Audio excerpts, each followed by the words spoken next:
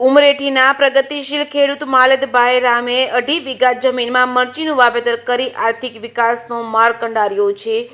સમગ્ર વાત ગીર સોમનાથ જિલ્લાના ખેડૂતો પ્રગતિશીલ બનીને ખેતીમાં નવા અખતરાઓ કરી વધુ અને સારું ઉત્પાદન મેળવવાના પ્રયાસો કરી રહ્યા છે. તેના ભાગરૂપે સારા પરિણામો મળી રહ્યા છે.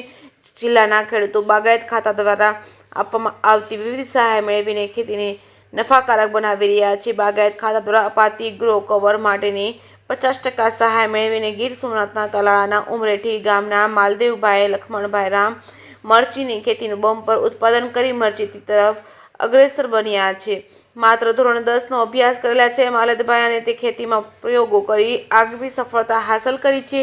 તેઓ તેમની 7 વીઘા જમીનમાં શરૂઆતમાં પરંપરાગત પાકની ખેતી કરતા હતા, પરંતુ જોઈએ તેવું વળતર મળતું ન હતું. છેલ્લા 15 વર્ષથી સતત મરચાની ખેતી કરી રહ્યા છે.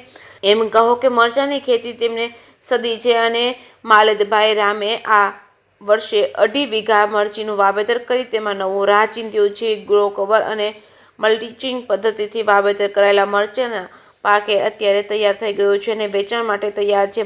ગ્રો કવર પદ્ધતિથી શિયાળામાં પાક સુરક્ષિત રહે છે અને જીવાત કે અન્ય રોગોનો ઉપદ્રવ રહેતો નથી, જેથી દવા અને અન્ય ખર્ચમાં પણ બચત થાય છે. ગ્રો કવરનો બીજો ફાયદો એ છે તેનાથી ખેડૂતો કોઈપણ પાકનું અગાઉથી જ વાવેતર કરી શકે છે, જેનાથી ઉત્પાદન પણ વહેલું શરૂ થાય છે, જેના કારણે વસ્તુના બજારમાં ભાવ પણ પૂરતા મળે છે. આ વર્ષે ઉત્પાદન વધારે હોવાના કારણે તેઓ મરચાં ઉતારીને સીધું જ વેપારીને વેચાણ કરે છે. અત્યારે બજારમાં કિલોના 30 થી 35 રૂપિયા ભાવ મળી રહ્યા છે. આ ઉપરાંત હાલમાં મરચાં ઉતારવા માટે 6 થી 8 જેટલા લોકોને રોજગારી પણ આપે છે. મરચાની ખેતીથી ગીર સોમનાથ જિલ્લાના ખેડૂતોને માલદભાઈ રામે ખેતીમાં નવો રાહ ચીંધ્યો છે.